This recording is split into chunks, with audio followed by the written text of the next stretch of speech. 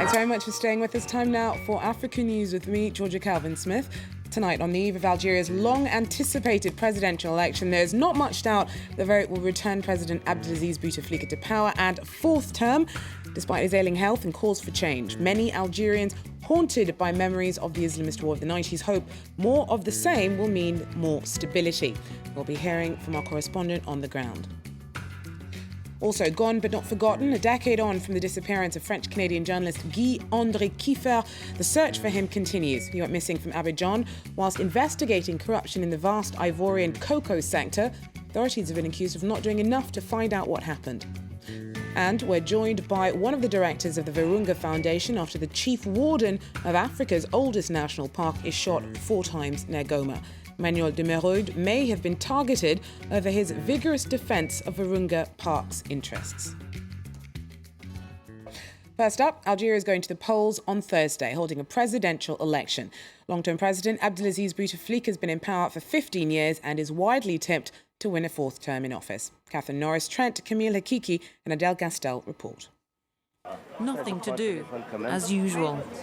Every day, Samir and his friends hang aimlessly around this neighbourhood of Algiers, getting together to smoke cigarettes and play video games. 2/3 of Algeria's population are aged under 30, many of them unemployed, like Samir. He tells us he won't be going to vote. The election isn't anything to do with us. I'm not going to legitimise their mistakes. I'm not calling for people to abstain from voting. Everyone should do as he likes. That's not my responsibility. But I don't trust politicians. They don't keep their promises. A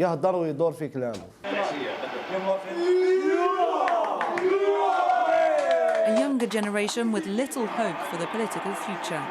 Samir and his friends dream of leaving Algeria.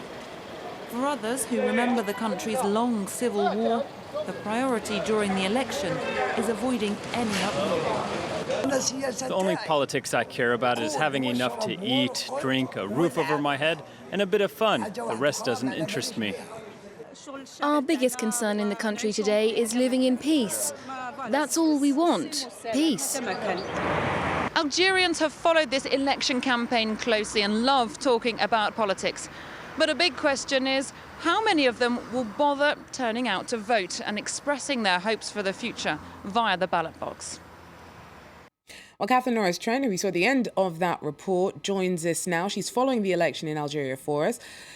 Catherine, we saw there a lot of political disillusion that may have translated into a certain kind of apathy, but we've also heard strident calls for change in the run-up to tomorrow, particularly from Bouteflika's main rival, Ali Benflis. He may not really be in with a chance, but do you get the sense that his criticism has got much traction amongst voters? Well, he's certainly making waves. Ali Benflis, a former right-hand man of President Bouteflika, has very squarely turned against the president and the ruling party now. And he's been very vocal in the last stages, in the run-up to this election. He's been saying that electoral fraud is his principal adversary. And I mean, saying that in no uncertain terms on television and rallies. And that has been sticking. It's getting a lot of attention in the press. He's also managed to gather support from different bases around Algeria, people turning up to show support. Some people from the country, the Caribbean, also Islamists, no mean all of them. How that translates at the ballot box, though, he's voiced concerns over vote rigging. Previous polls here in Algeria have also been marred by accusations of electoral fraud. We shouldn't forget there is popular support still for the ageing President Bouteflika, even though he's very ill. People see him as someone who brought peace after the civil war, and really they're afraid of falling back into that instability as well. Thanks very much. Catherine Norris-Trent there. Unfortunately, her report slightly marred by a few technical difficulties, but hopefully we'll hear back from her more clearly in the next hour. Well, in other news, 10 years ago, French-Canadian journalist Guy-André Kiefer disappeared in Abidjan. At the time, he'd been investigating corruption in the Ivorian cocoa industry, and his colleagues feared that he may have made enemies on the way and been abducted as a result. Well, the country's authorities have been slammed by activists for not doing enough to investigate. Nicolas Chemin reports.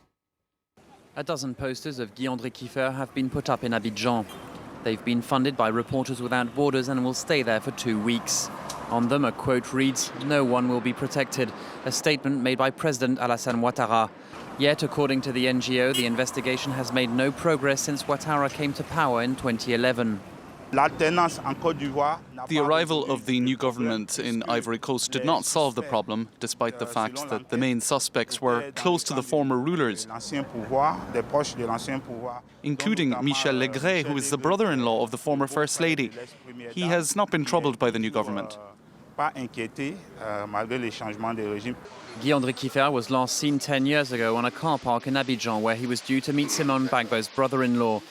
At the time, he was reporting on the corruption in Ivory Coast's cocoa industry. In 2009, Simone Bagbo was interrogated by a French judge. But so far, no one has been charged. Simone Bagbo has been detained ever since her husband Laurent Gbagbo was arrested in April 2011 during the post-electoral crisis, which left 3,000 people dead. On Wednesday, representatives of the press said Kiefer was not the only journalist who'd been targeted. They said several have been killed these last 10 years. The latest one was Désiré Nionsiowe, who was shot in his home in Abidjan last November. A member of the Belgian royal family, who serves as the chief warden of Africa's oldest national park, has been hospitalized after having been shot and seriously wounded in Democratic Republic of Congo. Emmanuel de Merode runs Virunga National Park and is in serious but stable condition in Goma after being attacked as he travelled alone in his jeep not far from the northern city on Tuesday.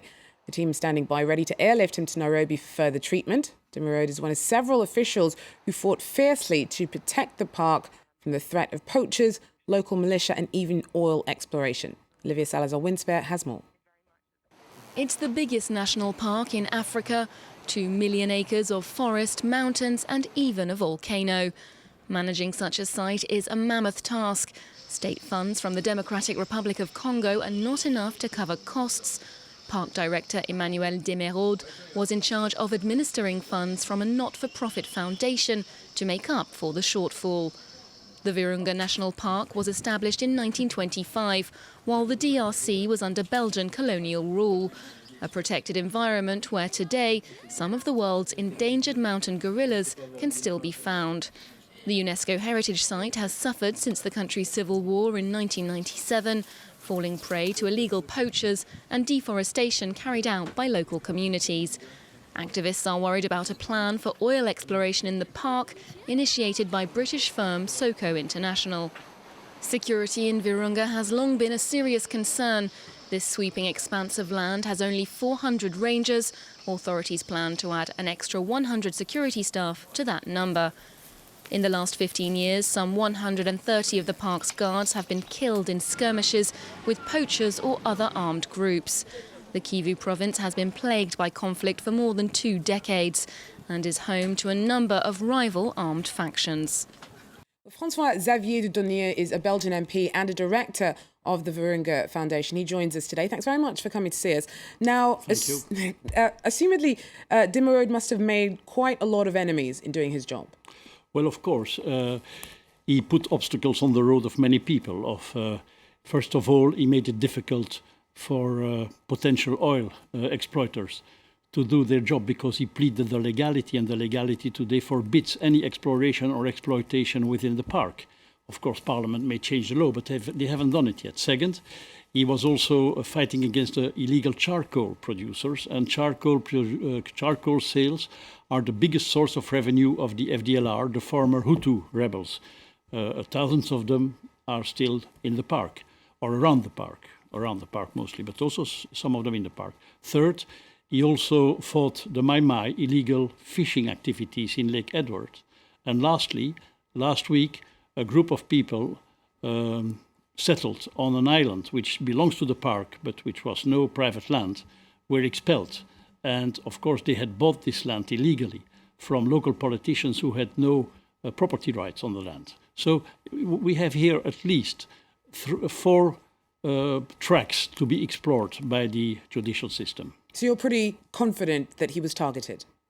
Oh, he was surely targeted. He was attacked on a road where during daytime practically never attacks occur.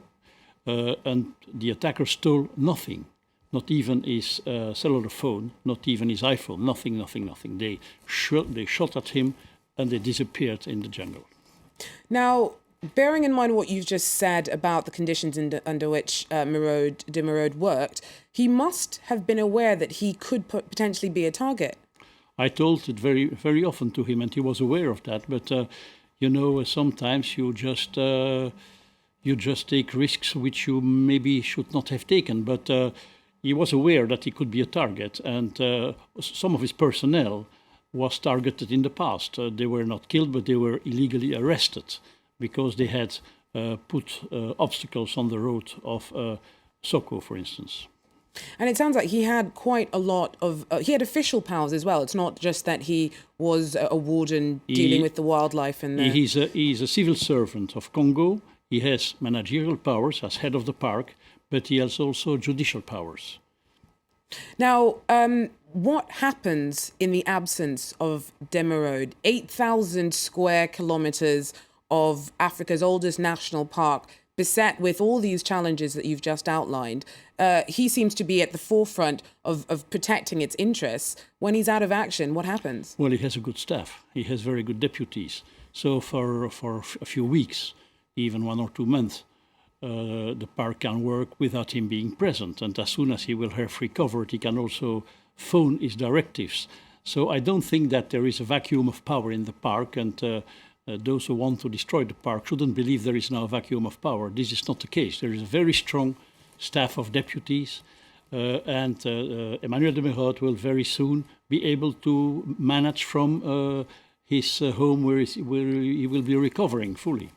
Well, thanks very much. François-Xavier du Dunier, thank you for coming in to see us from the Virunga Foundation. That does wrap up African News for this hour. I'll be back with more in about 45 minutes. Join us then if you can. Stay with us though. Short break, more news and headlines coming up.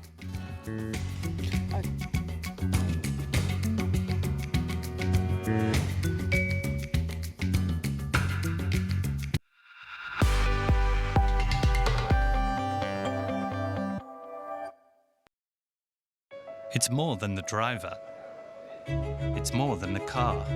For Lotus F1 team, the winning edge starts with the cloud, powered by Microsoft Dynamics, Azure, and Office 365.